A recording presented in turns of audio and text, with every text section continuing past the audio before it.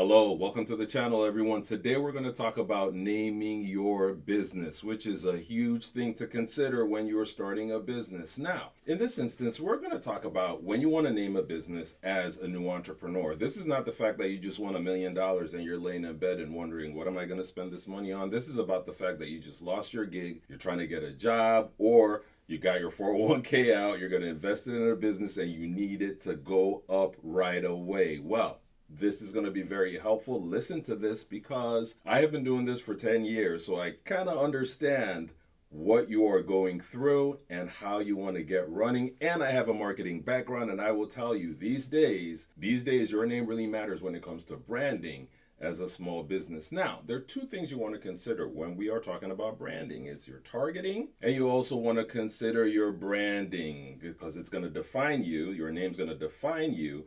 But you also have to consider the people that you're targeting. And right around those are three revolving aspects, which is one, the physical aspect of your business. The second one is the digital aspect of your business. And the third one is the spiritual aspect of your business. And all those three have to play a role if you want to successfully name your business so that you can hit the ground running right away. All right, the first one we're going to talk about is the physical aspect. So if you're going to name your business, you have to consider that, am I a physically located business? Am I going to be catering to people locally? Am I online where I'm going to be catering to people online, or am I a hybrid of both? Or you have to consider that, am I marketing to a 10-mile radius, 25-mile radius, a 50-mile radius? Because you can decide that you're just marketing to people in your suburbs. You can decide that you're just marketing to people within a radius or across a wide range. Now, here's the thing. If I decide to name my business, I could decide to name my business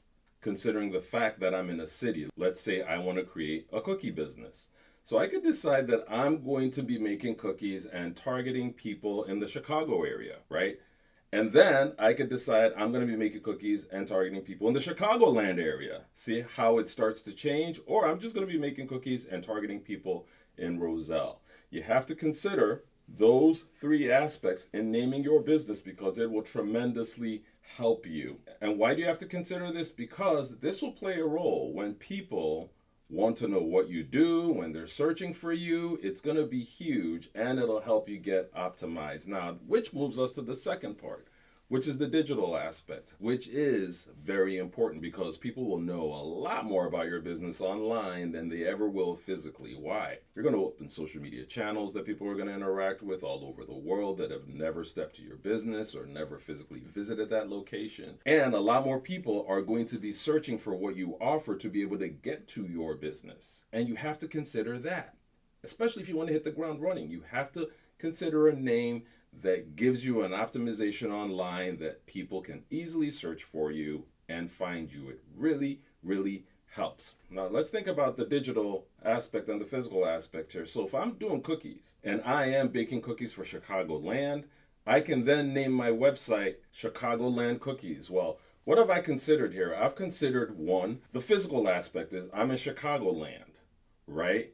And the digital aspect is I want people that are looking for cookies in Chicagoland to come find me, right? So that's very important. But before you do that, you also want to make sure that you have searched to make sure nobody else has that name. It's very important. For example, when I created my business name, I made sure that I went to search in Google and it would tell me, did you mean this? Or were you looking for this? Like, there's no such thing existing.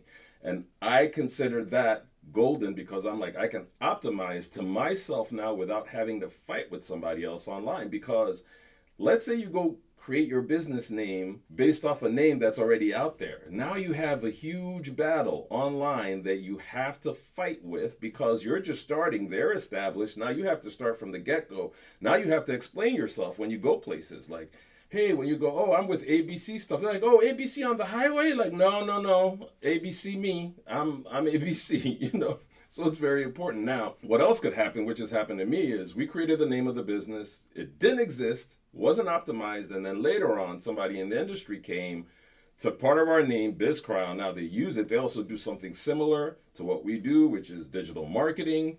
And they're in India. They even request our Google admin business. It's like, what is going on? But anyway, those are the things to consider, you know. You want to make sure that you have a name that's really isolated online that you can optimize to and you're not competing with anybody else.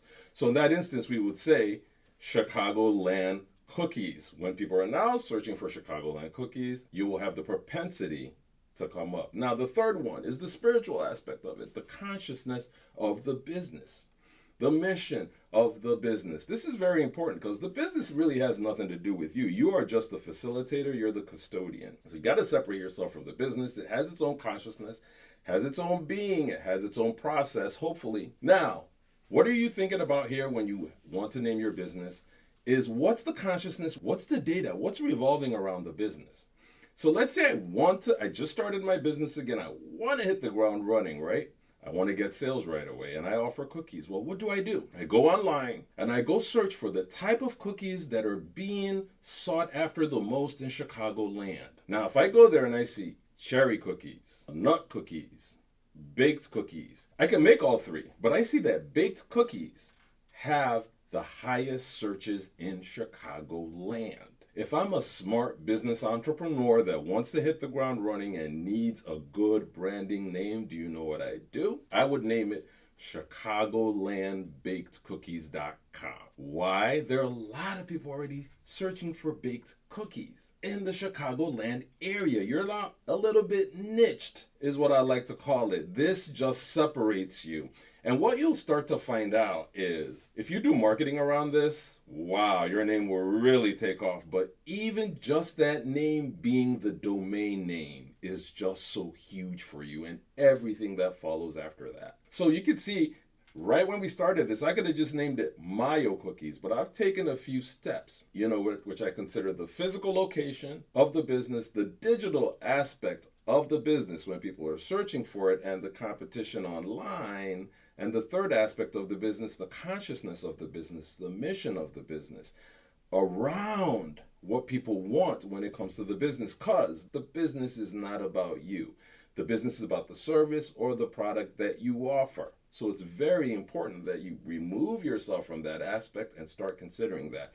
Now, all these three aspects really help you with your targeting and then your branding and in selecting the right name so that when you start your business, your marketing takes off right away with you. It's very helpful if you consider this because, again, a lot of people aren't searching for Mayo cookies, but a lot of people might be searching for Chicagoland baked cookies.